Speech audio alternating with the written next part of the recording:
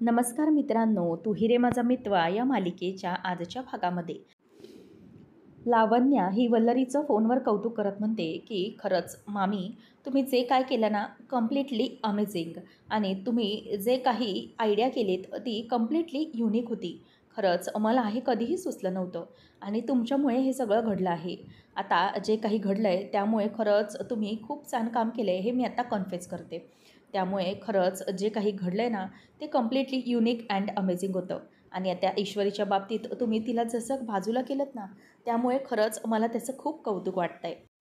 फक्त एवढंच झालं पाहिजे की ती मिडल क्लास ईश्वरी आहे ना ती कधीही परत मध्ये नाही आली पाहिजे आमच्या. नाहीतर मग सगळा प्रॉब्लेम होऊन बसेल. आणि ती आजी माझं आणि एआरचं लग्न लावून देईल पण ती मध्ये आली नाही पाहिजे. त्यावेळेला ती म्हणते की नको गं, काळजीच करू नकोस तू. मी असं काही काम केलं ना ती कधीही आपल्यामध्ये येणार नाही. तेव्हा मग लावण्य विचारते की काय केलं आहे तुम्ही मामी? मग ती म्हणते की अगं तिची ती आत्या आहे ना तिने कुठलं तरी खूप अगोदर कर्ज घेतलं होतं. आणि त्याच्यामुळे ते कर्ज पूर्ण करण्यासाठी काही माणसं मी तिच्या मागे लावून दिली आहेत. आणि म्हणूनच मग ते कर्ज फेडण्यासाठी तिला इथे गप्प राहावंच लागणार आहे. आणि बघ तू ते कर्ज त्यांना फेडता येणार नाही आणि त्यांची पूर्ण फॅमिली बघ कशी इंदोरला पळून जाते ते. आणि त्यांना काही दिवसांमध्ये मी इंदोरला पळूनच लावते की नाही ते बघ काय काय होतं आहे ते. असं म्हटल्याबरोबर ती आता म्हणते की खरंच मामी, इतके दिवस मी तुम्हाला अंडर एस्टिमेट करत होते परंतु लेट मी कन्फेस, तुम्ही कमाल आहात. तुम्ही हे जे काही केलं ना त्यामुळे खूप मजा येणार आहे. आणि त्यामुळे जे काही घडलं आहे ना ते खरंच खूप मजेशीर होणार आहे आणि ती ईश्वरी कायमचीच निघून जाणार आहे. मग हे ऐकल्यानंतर वल्लरी म्हणते की हो राईट, तू मला अंडर एस्टिमेट करूच नको. असं काय मी जे करणार आहे ना त्यामुळे पूर्णपणे वाट लागणार आहे. आणि ती ईश्वरीच काय तिची पूर्ण फॅमिलीच आता बघ इंदोरला निघून जाते की नाही. मग आपल्या मार्गातला काटाच बाजूला झाला म्हणून समज. नंतर त्यावर वल्लरी तिला म्हणत असते की बघ आता मी काय काय करते ते. मग लावण्य म्हणते की बरं झालं, हे जे सगळं काही घडलं आहे ना त्यामुळे आपल्यामुळे सगळ्या गोष्टी आता क्लिअर झाल्यात. आणि मामी, खरंच तुमचं खूप कौतुक आहे तुम्ही जे काही केले त्यामुळे. आणि तुम्ही जे जे माझ्यासाठी काही करताय ना ते कधीच मला सुचलं नव्हतं आणि कधी सुचणारही नाही. खरंच तुम्ही एकदम कमाल आयडिया वापरलेली आहे. आणि तुम्ही जे काही करताय ना त्यामुळे याचा मला खूप जास्त फायदा होणार आहे. शिवाय या सगळ्यामुळे AR माझ्या. तेव्हा मग असं म्हटल्याबरोबर तिथून अर्णव येतो आणि विचारतो की AR काय? असं म्हटल्यावर लावण्या आता तिथून फोन कट करते. वल्लरीही फोन कट करून टाकते. आणि लावण्या घाबरते. तेव्हा अर्णव तिला विचारतो की काय काय बोलत होतीस तू? AR काय बोलत होतीस? तेव्हा मग ती म्हणते की अरे ॲक्च्युली मला तुला सांगायचं होतं, एक अमेझिंग न्यूज आहे. आपल्या सात्विक फॅशनसाठी एकदम गुड न्यूज आहे. तेव्हा मग तो म्हणतो की बोल काय झालं? ती म्हणते की अरे आपल्या गेल्या काही महिन्यातलं जे काही सेल होतं ते लम्प्समध्ये असलं ना तरीही आपलं जे नेट प्रॉफिट निघालं आहे ना ते अगदी खूप छान निघालं आहे. आणि त्यामुळे खरंच खूप आनंदाचा दिवस आहे आज. खूप आनंदाची न्यूज आहे. तेव्हा तो म्हणतो की ओ, कळलं ते मला. असं म्हणून तो पुन्हा जाऊन कामाला बसतो. त्याचं अधिक त्याला काही इतका आनंद होत नाही. मग ती म्हणते की AR ही खरंच खूप गुड न्यूज आहे ना? तेव्हा मग तो हो असं म्हणतो. नंतर ती अगदी श्वास टाकते कारण जे काही घडलेलं असतं ते ARला काही कळालेलं नसतं. मग नंतर ती म्हणते की AR, आज इतका आनंदाचा दिवस आहे तर आज इतकं तसंही कामही नाही आहे. मग आपण बाहेर जाऊ शकतो का? आपण कॉफी घ्यायला वगैरे जाऊया. आजचा हा दिवस आहे ना तो एन्जॉय करूया एकदम. तेव्हा मग तो म्हणतो की हे बघ लावण्या, तुला नसेल काम परंतु मला खूप काम आहे. त्यामुळे मला काम केलंच पाहिजे. तेव्हा ती म्हणते की कम ऑन यार, काय हे असं? अरे एखादी सुंदर मुलगी तुला कॉफीसाठी विचारते आणि तू नाही म्हणतो आहेस म्हणजे मला काही कळत नाही आहे. तू असं काय करतो आहेस? तेव्हा मग हे असं बरोबर नाही आहे असं देखील ती त्याला बोलून दाखवते. मग त्यावर आता अर्णव तिच्यावर भडकतो आणि म्हणतो की हे बघ हे सगळं ना मला काही आवडत नाही आहे. त्यामुळे माझं काम आहे ते मला केलंच पाहिजे. आणि माझ्या पर्सनल स्पेसमध्ये आलेलं मला कोणीही चालत नाही. त्यामुळे तू तुझं काम कर आणि मी माझं काम करेन. त्यामुळे जे काही बोलतेस ते परत आता माझ्यासमोर असे बोलायचे नाही. असं सरळ तो तिला बोलून दाखवतो. आणि म्हणतो की माझं काम मला जास्त इम्पॉर्टंट आहे. या कुठल्याही पार्टीज वगैरे करायच्या नाही आहेत. आणि इतक्या छोट्या छोट्या गोष्टींवरनं पार्टीज करणे इतका मी मूर्ख नाही आहे. त्यामुळे मला या गोष्टींमध्ये अजिबात इन्व्हॉल्व करायचं नाही. आणि माझं काम हेच माझी पर्सनल स्पेस आहे. त्यामुळे त्याच्यामध्ये कोणीही डिस्टर्ब केलेलं मला चालणार नाही. असं सरळ तो बोलून दाखवतो. त्यामुळे लावण्य आता आणखीनच वाईट वाटून घेते आणि ती तिथेच तशी उभी असते. अर्णव म्हणत असतो की लक्षात आलं आहे मला कोणीही काहीही मध्ये बोललेलं चालणार नाही. माझं काम मला आहे. त्याच्यामुळे जे काही माझ्याबरोबर घडलं आहे त्याच्यावरून ऑलरेडी माझे एक्सपिरियन्स घेऊन झालेले आहेत. त्यामुळे पुन्हा मला त्या गोष्टींमध्ये इन्व्हॉल्व केलं नाही तरच बरं होईल. असं आता अर्णव तिला बोलून दाखवतो. त्यावेळेला अर्णवकडे ती अगदी बघतच राहते, म्हणजे त्याला नक्की काय बोलायचं आहे. तेव्हा तो तिला बोलतो, की "तू आता इथून निघ आणि मला माझ्या लिमिटमध्ये राहू दे. मला माझं काम करू दे. Just be in your limits आणि लिव्ह मी अलोन." असं बोलल्यानंतर आता लावण्य म्हणते, की "आय कांट. मला कळत नाही आहे, नक्की काय झालं आहे? तू कशाबद्दल इतकं म्हणजे राग राग धरून आहेस? नक्कीच काहीतरी तुझ्या मनामध्ये चाललेलं आहे आणि you have suffered a lot. मला ते सगळं दिसतंय. म्हणूनच मी या गोष्टी तुला विचारते. असं काय झालं आहे, की तू इतका बदलला आहेस आणि इतकी चिडचिड करतोस?" हे ऐकल्यानंतर आता अर्णव म्हणतो, की "तुला मी काय सांगितलं? Just be in your limits." तो तिच्यावर जोरात ओरडतो आणि म्हणतो, की "मला कोणाला काहीही एक्सप्लेन करण्याची काहीही गरज वाटत नाही आहे. आलं लक्षात? तू तुझ्या कामामध्ये बिझी राहा. मला बाकी काहीही सांगू नको."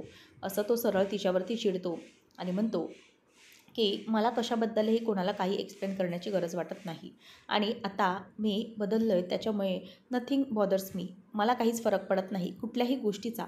असं सरळ तो तिला बोलतो आणि मग ती म्हणते, की "यार तुला नक्की कसला त्रास होतो आहे? मी जवळ येण्याच्या की आणखी कोणीतरी दूर निघून जाण्याच्या?" त्यावेळेला अर्णव म्हणतो, की "मला कसलाही फरक पडत नाही आणि मला काहीही वाटत नाही. त्यामुळे मला कोणत्याही प्रकारचे प्रश्न आता तू विचारू नकोस. लक्षात आले तुझ्या? मला कशाचाही फरक पडत नाही आणि या त्या सगळ्याच्या पलीकडे निघून गेलो मी." असं म्हणून अर्णव तिकडून निघून चाललेला असतो. लावण्या त्याचा हात धरते आणि त्याला तिथेच थांबवते आणि म्हणते, की "1 मिनिट यार." तेव्हा तो म्हणतो, की "माझी कॉन्फरन्स आहे त्यामुळे मला निघावं लागेल आणि तूही त्याची तयारी कर. आलेलं का लक्षात?"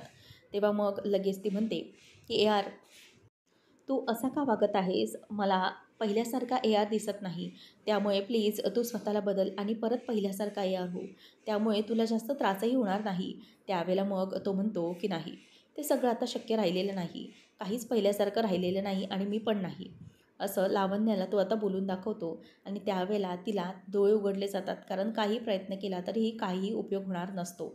असं म्हणून आता तिथून अर्णव तिच्याकडे रागाने बघतच निघून जातो आणि मग लावण्या तिथल्या तिथे उभी असते. तिला काहीच बोलता येत नाही. आता अर्णव तिकडून निघून गेल्यानंतर लावण्या तिथेच उभी असते आणि तिला या सगळ्याचा खूप राग आलेला असतो. आता ती चिडते आणि म्हणते, की "हे सगळं काय चाललेलं आहे? ईश्वरी, त्या ईश्वरीमुळेच हे सगळं घडतंय. नाही, मला हे सगळं असं खपत नाही आहे. मी अजिबात हे सगळं सहन करणार नाही. ती ईश्वरी गेली आहे, तरीही त्याचा आज ARला त्रास होतो आहे आणि ती निघून गेली तरीही त्याला आता तिच्याचबद्दल वाटतं आहे. मिडल क्लास ईश्वरी असं म्हणून ती आता तिच्यावर चिडत असते आणि विचार करते, की नाही, काहीही झालं तरीही त्या ईश्वरीला मी सोडणार नाही आहे आणि AR, मला काही झालं तरी तिला विसरवायला लावायचं आहे म्हणजे लावायचंच आहे. काही दिवसात तुझ्या घरात बघ काय होणार आहे ते आणि तुझ्याच घरचे तुझं माझ्याशी लग्न लावून देतील की नाही ते बघ." असं म्हणून लावण्या ही आतल्या आतमध्ये खुश होत असते आणि तिची चिडचिड आता वल्लरीमुळे थांबलेली असते. त्यानंतर आपल्याला पाहायला मिळतं, की आजी तिच्या रूममध्ये बसलेली असताना तिच्या मनामध्ये खूप संशय येत असतात. आजी विचार करते, की "काय करू? मला खरंच कळत नाही आहे. मी कशावर विश्वास ठेवू? म्हणजे जे पत्रिकेवर सांगितलं आहे त्या ज्योतिषांवर विश्वास ठेवू, की जे काही माझ्यासमोर घडलं आहे त्याच्यावर मी विश्वास ठेवू?" असं म्हणून आता आजीला ईश्वरीबरोबरचे सगळे क्षण आठवायला लागतात. ईश्वरीने आता आजीला सांगितलेलं असतं, की "आजी, आमचे ना बाबा नेहमी सांगायचे, की एक वेळेस पैसा जास्त कमवू नका, परंतु कोणाचाही भरोसा असतो ना, तो जास्तीत जास्त कमवण्याचा प्रयत्न करा." असं म्हटल्यावर आता आजीला ईश्वरी खूप आवडलेली असते आणि तिचे एक एक गुण आजीसमोर आलेले असतात. त्यानंतर मग ईश्वरी जेव्हा अर्णवबरोबर त्या पूजण्यासाठी आलेली असते, तेव्हा देवळात असताना ईश्वरीची आणि आजीची भेट झालेली असते आणि त्या दोघीही एकमेकींना भेटलेल्या असतात. हे सगळं आजीला आठवत असतं आणि एक एक क्षण ईश्वरीबरोबरचे सगळे तिला आता आठवायला सुरुवात होते. नंतर आजी जेव्हा म्हणजे चैत्रगौरीची पूजा असते त्यावेळेला ईश्वरी आलेली असताना अर्णव आणि ईश्वरी हे दोघंजणही एकत्र पूजेचा मान हा शलाकाताईला देतात आणि त्यानंतर अर्णव हा असाच उभा असताना ईश्वरी ही अर्णवला हात जोडायला सांगते आणि मग ईश्वरीच्या बोलण्यावरून कधीही देवासमोर हात न जोडणारा अर्णव स्वतः हात जोडून उभा राहतो. हे सगळं आजीला आठवत असतं आणि ती विचार करते, की नाही, काही झालं तरीही अर्णव आणि ईश्वरी या दोघांचीच जोडी चांगली आहे, उत्तम आहे. ती त्यावेळेला दोघांच्याही डोक्यावरून अगदी हात फिरवते आणि ते क्षण सगळे आठवतात. ती म्हणते की हे काय करू मी? म्हणजे पत्रिका वेगळं सांगते आणि माझ्यासमोर जे काही घडलं आहे त्या गोष्टी वेगळ्या सांगतायत. परमेश्वरा, फार मोठ्या गोंधळात टाकलं आहे तू मला. काय करू काहीच कळत नाही आहे. इतक्या सगळ्या गोष्टी घडत आहेत, परंतु तरीही मला असं का वाटतं आहे की काहीतरी चुकीचं घडतं आहे. त्या चिंटू आणि ईश्वरीचं सगळे गुण एकत्र जुळतात. म्हणजे अंजली म्हणते तेही काही चुकीचं नाही आहे. आमच्या त्या ईश्वरीमुळे चिंटूमध्ये फार का होईना परंतु थोडेफार तरी चांगले बदल घडून येताना दिसत होते आणि चिंटू हळूहळू बदलत होता. परंतु आता गुरुजींनी ही पत्रिका दाखवल्यानंतर मला असं दाखवलं की मला खरंच काही कळत नाही. देवा, मला योग्य काही तो मार्ग दाखव. मला याबाबतीत योग्य काय ते निर्णय घेता येऊ दे, असं म्हणून आजी देवाला हात जोडते. तेवढ्यातच तिथे अंजली आणि अविनाश मामा येतो. आता अंजली ही तिला म्हणते की आजी, मग ती म्हणते की काय झालं आहे, तुम्ही दोघं अचानक असे? त्यावर आता अंजली तिला बोलायला लागते की मला सांग आजी, तू म्हणतेस की ईश्वरी हे अर्णवसाठी योग्य नाही आहे, परंतु मग लावण्याचं काय? तुला वाटतंय का की लावण्या ही योग्य पार्टनर आहे तिच्यासाठी? मग आता त्यावर ती म्हणते की म्हणजे तसं पत्रिकेत तर दिसून आलेलं आहे ना, पत्रिकेत तर सरळ असं दिसून येतं आहे की लावण्याच आपल्या अर्णवसाठी योग्य आहे म्हणून. मग त्यावरती म्हणते की आजी नाही, तुला तरी हे पटतंय का? म्हणजे मला तर बाबा हे पटत नाही आहे. कारण ज्या काही गोष्टी घडल्यात या खूप चुकीच्या घडलेल्या आहेत आणि अर्णवसाठी मला ती लावण्य अजिबात योग्य म्हणून वाटत नाही आहे. तेव्हा आजी म्हणते की मग काय करायचं आहे आता? मग आजी म्हणते की आपल्याला एक काम केलं पाहिजे की ह्या बाबतीत ना सगळ्या गोष्टीची पडताळणी केली पाहिजे. आता अंजली म्हणते की तुला असं वाटतंय का आजी की अंजली आणि अर्णव हे दोघंही एकमेकांपासून दूर जाऊन खुश होऊ शकतील? त्यांच्या मनात काय आहे हे आपल्याला बघितलं पाहिजे. त्यावर मग आता मामा म्हणतो की आजी, हे बघ, त्यांना दोघांना आपल्याला ते अनुरूप वाटले होते म्हणूनच तर आपण त्यांना एकत्र आणण्यासाठी प्रयत्न करत होतो ना. आपण त्यांच्यासाठीच तर सगळं करत होतो. मग त्यावर मला असं वाटतं की आपण इतक्यात या गोष्टींबद्दल काहीही ठोस असा निर्णय घेता कामा नये. मग आजी म्हणते की असं काहीतरी केलं पाहिजे. मला याच्यावर आता एकच उपाय सुचतोय की अर्णव आणि ईश्वरी यांना एकमेकांविषयी काय वाटतंय ते बघितलं पाहिजे आणि या सगळ्या बाबतीतच दोघांच्या मनात एकंदरीत एकमेकांविषयी प्रेम आहे की नाही ते देखील बघितलं पाहिजे. मग आता मामा म्हणतो की हो, हे योग्य आहे, त्यांच्या मनातलं प्रेम बघितलं पाहिजे. तेव्हा मग आता आजी म्हणते की बरोबर आहे अविनाश, तुझं बरोबर आहे, हे सगळं आपल्याला बघितलंच पाहिजे. एक काम करूया, मला असं वाटतं आहे की या सगळ्यामध्ये ना अंजली, तू जा आणि तू ईश्वरीच्या मनात काय आहे ते बघून घे. आणि मग ती म्हणते की हो हो आजी, चालेल, मी आजच जाते आणि ईश्वरीच्या मनात काय आहे ते बघून घेते. नंतर मग अंजलीला बोलल्यानंतर आजी अविनाशला म्हणते की एक काम कर अविनाश, तू आपल्या इंदोरच्या खजिनाना गणपतीचं मंदिर आहे ना, तिथे जा आणि तिथे देवळाला म्हणजे देवळात गणपतीला अभिषेक घाल आणि या सगळ्या गोष्टी या घरातलं वातावरण व्यवस्थित होऊ दे असं सांग. बघ, तू सगळं व्यवस्थित कर. तेव्हा मग तो म्हणतो की आजी, आई, तू काळजी करू नकोस. इनफॅक्ट मी एक काम करतो, मी उद्याच तयारी करतो आणि उद्याच इंदोरसाठी जायला निघतो. तेव्हा आजी म्हणते की ठीक आहे, चालेल. त्यानंतर मग आता अंजली तिला विचारते की ठीक आहे आजी, नको काळजी करूस, मी जाते आज ईश्वरीकडे आणि आजच मग जाऊन तिच्याशी मी बोलते. त्यावर मग आता लगेचच पुढे आजीला अंजली म्हणायला लागते की आणखी पुढे काय ठरलं आहे तुझं? म्हणजे जर ईश्वरी आणि अर्णव यांचं एकमेकांच्या मनामध्ये जर काही असेल, त्यांना एकमेकांविषयी प्रेम वाटत असेल, तर मग तू काय करणार आहेस? म्हणजे पुढे तुझा काय निर्णय असेल? जर ते दोघंही एकमेकांवर प्रेम करत असतील तर, ते दोघंही एकमेकांना आवडत असतील तर? त्यावेळेला मग आजी म्हणते की हो, ठीक आहे, आपण ते सगळं नंतर बघूया आणि मग नंतर बघितल्यानंतर आपण ठरवूया की पुढे काय करायचं. आणि तुमच्या या प्रश्नाचं उत्तर माझ्याकडे आता तरी नाही आहे, परंतु नंतर या सगळ्या गोष्टी बघता येतील. तेव्हा आजी म्हणते की बरं, ठीक आहे, ठरलं आहे तसं करायचं आहे. तेव्हा मग आता मामा म्हणतो की बरं आई, तू म्हणतेस तसं करूया आपण आणि पुढे काय घडतंय ते मग बघूया. असं म्हणून आता आजीही म्हणते की हो, आता फक्त सगळं बस झालं पाहिजे, बस. आणि या सगळ्या गोष्टींचा काहीतरी सोल्युशन निघालं पाहिजे. नाहीतर मला काहीच कळत नाही काय करता येईल ते. खरंच आता सगळं जे काही घडायचं या सगळ्या निर्णयांवर घडेल असं आजी बोलून दाखवते. नंतर मग इथे ईश्वरी ही नोकरी बघत असते. आईचं काम सुरू असतं. मग ती म्हणते की सगळेजणं म्हणतात मिळून जाईल नोकरी, मिळून जाईल नोकरी, परंतु बोलायला काय जाते, नोकरी मिळताना मुश्किल आहे, कुठेच नोकरी मिळत नाही. तेव्हा मग आता आई म्हणते की अगं कशाला वैतागतेस, होईल, मिळेल ना नोकरी, कशाला काळजी करतेस, शोध तू, मिळेल हां, असं ती तिला बोलून शांत करत असते. त्यावर मग ईश्वरी म्हणते की नाही गं आई, अगं मी कित्येक वेळेला बघितले, बघ ना सगळीकडे प्रत्येकाला हाय प्रोफाईल हवं आहे, म्हणजे 10 ते 15 वर्षाचा एक्सपिरियन्स हवा आहे, शिवाय फॉरेनच्या डिग्रीज हव्या आहेत, काय काय हवं आहे या सगळ्यांना, खरंच काही कळत नाही. म्हणजे माझ्याकडे हे सगळं नाही आहे, मग कसं मॅनेज होईल, कशी मिळेल मला नोकरी, खरंच मला कळत नाही आहे, मला ना चिंता वाटायला लागली आता. आई म्हणते की अगं असं करू नकोस, आपल्या ऐपतीप्रमाणे किंवा आपल्या शिक्षणाप्रमाणे असतातच की नोकऱ्या, त्या शोध, कशाला काळजी करतेस, आणि तू आता शांत बस बघू. एक काम करूया आपण ना, आता स्वयंपाकाला चल, मला मदत कर.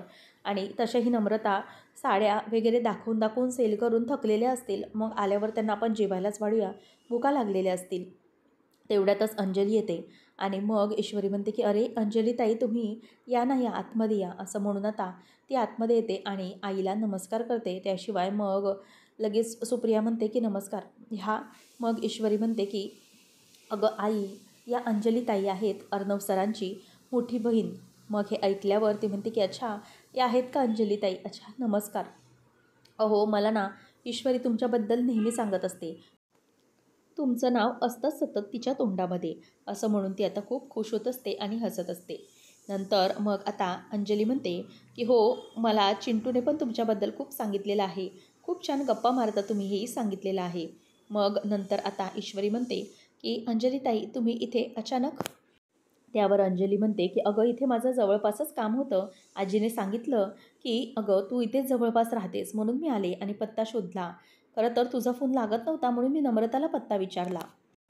मग त्यावर आता अंजली म्हणायला लागते की बरं, आता मी इथे आलीच आहे ना, तर मी एक गोष्ट मिस नाही करणार, मला तुमच्या हातचा चहा प्यायचा आहे बरं का. म्हणजे आमच्या ज्या चिंटूने, चहा न पिणाऱ्या चिंटूने तुमच्यासाठी चहा प्यायला, तुमच्या हातचा चहा प्यायला आहे, तो चहा मला प्यायचाच आहे. तेव्हा मग ती म्हणते की हो, चहा तर मी बनवते, परंतु मी तुम्हाला जेवल्याशिवाय अजिबात सोडणार नाही. तेव्हा ती म्हणते की नाही नको, जेवणासाठी आग्रह धरू नका. तेव्हा मग तिची आई म्हणते की नाही हो, स्वयंपाक पटकन होईल, अजिबात काळजी करू नका, तुम्हाला जेवणासाठी जेवल्याशिवाय मी जाऊनच देणार नाही बघा, असं म्हणून ती तिथून निघून जाते आणि अंजली तिथेच गप्प बसलेली असते. इथे वल्लरी आता विचार करत बसलेली असताना, कपडे भरत असताना ती म्हणते की काय हो, म्हणजे अचानक असं काय झालं आहे, तुमची तोंड सगळ्यांची कशी पडली बघितली ना मी. इतके दिवस मी तुम्हाला सांगत होते की ती ईश्वरी त्या अर्णवसाठी काही योग्य नाही, ती मुलगी चांगली नाही, परंतु तरीही तुम्ही माझं ऐकलं नाही. आता बघितलं काय झालं, गुरुजींनी स्वतः सांगितल्याबरोबर पडलात ना सगळे तोंडावर. सांगत होते परंतु तुम्हाला ऐकायला येत नव्हतं. अहो ती ईश्वरी नाहीच आहे मुळात योग्य त्याच्यासाठी, म्हणूनच तर मी इतके दिवस बोलत होते, परंतु आता मात्र तुम्हाला काही कळायला मार्ग नाही. मला कळतंय ना की तुमचं सध्या काय चालू आहे ते, त्यामुळे तुम्ही ना जरा गप्पच बसा. तुमच्या या सगळ्या गोष्टी काही आहेत ना, त्या मला चांगल्याच कळतात. आता तुम्ही तोंडावर पडलात म्हणून तुम्ही काहीच बोलत नाही आहेत, बरोबर ना. आणि मग घ्या तुमची ईश्वरी, ईश्वरी आता कसं केलं ते बघा. मग त्यावर मामा म्हणतो की नक्की कशाबद्दल बोलतेस तू, आणि तू हे सगळं बोलतेस ते घडलं आहे, तुझ्या मनासारखं घडलं आहे म्हणून आनंदात आहेस, की हे सगळं तू घडवून आणलं आहेस आणि ती यशस्वी झालं आहे म्हणून आनंदात आहेस. त्यावेळेला वल्लरी त्याच्याकडे बघतच राहते आणि पुन्हा तो त्याची बॅग भरण्याचे काम सुरू करतो. नंतर मग आता लगेच ती म्हणते की घडवून आणलं आहे म्हणजे, तेव्हा तो म्हणतो की काय ना, बाकी कोणालाही समजलेलं नसेल तर, परंतु मला चांगलंच कळतं की तू काय करू शकतेस आणि काय नाही करू शकत. या सगळ्या गोष्टी तूही मॅनेज करू शकली असशील. कदाचित हे सगळं तुला आवडत नसेल म्हणून तू या गोष्टी घडवून आणल्या असशील. काही सांगता येत नाही आणि कोणाला काही कळणार नाही. परंतु मी आहे ना, मी तुला बरोबर ओळखतो आणि मला ना तुला बरोबर ओळखता येतं. त्याच्यामुळे हे जे सगळं काही तुम्हाला बोलून दाखवतेस ना, ते प्लीज बोलून दाखवू नकोस. सगळ्या गोष्टी अगदी मला व्यवस्थित तपासून घेता येतात. त्यामुळे आता एक काम कर की इथे आता तुझं जे काही करायचं आहे ते कर आणि माझी बॅग आवरायला मदत कर. बाकी काही नाही तर ते तरी कर. आवरा माझी बॅग आवर, असं तो तिला बोलतो आणि तिथून निघून जातो. तेव्हा मग ती म्हणते की जा निघा, मोठे मला सांगतायत की बॅग आवर म्हणून, यांना काही समजायला नको, त्याच्यासाठीच तर मी या सगळ्या गोष्टी अशा घडवून आणल्यात. परंतु यांना काय माहिती आहे की मी काय करते आणि काय नाही.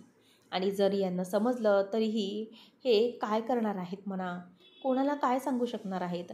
आणि तुम्ही मला जितकं ओळखता ना, तेवढं मी पण तुम्हाला ओळखते की तुम्ही यामध्ये काही करू शकणार नाही, असं म्हणून ती खूप खुश होत असते. आधी स्वतःचं आवरायला शिका म्हणा, बॅग आवरायला सांगतात मला, असं म्हणून आता ती वैतागत असते. त्यानंतर वल्लरी ही तिथल्या तिथेच हसत राहिलेली असते. आणि जे काही घडलं आहे त्याबद्दल तिला खूप आनंद होत असतो. फायनली माझ्या मनासारखं होणार हे म्हणून ती आता मनात खूपच खुश होत असते. अंजली आणि ईश्वरी गप्पा मारत बसलेले असतात. अंजली म्हणते की अगं मला पत्ता सापडायला ना असा काहीच प्रॉब्लेम झालेला नाही. कारण काय ना की नम्रताने मला पत्ता इतका व्यवस्थित सांगितलेला होता, त्यामुळे मला असं काहीही विशू वाटलं नाही. ती म्हणते की अहो तुम्हाला माहिती आहे अंजलीताई, एकदा माझं असंच झालं. मला एक पत्ता मिळाला होता आणि त्या पत्त्यावर मी गेले, परंतु काय घडलं तुम्हाला माहिती आहे का? त्यावर आता तिथे ईश्वरी म्हणायला जाणार. अंजली म्हणते की मला एक महत्त्वाची गोष्ट बोलायची ईश्वरी तुझ्याशी, आणि त्याच्यासाठीच मी खरं तर इथे आली आहे. त्यामुळे जास्त वेळ न घालवता मी ती महत्त्वाची गोष्टच तुला बोलते. तेव्हा ईश्वरी काय ताई असं विचारते. मग अंजली म्हणते की मला सांग ईश्वरी, तुला चिंटू आवडतो का?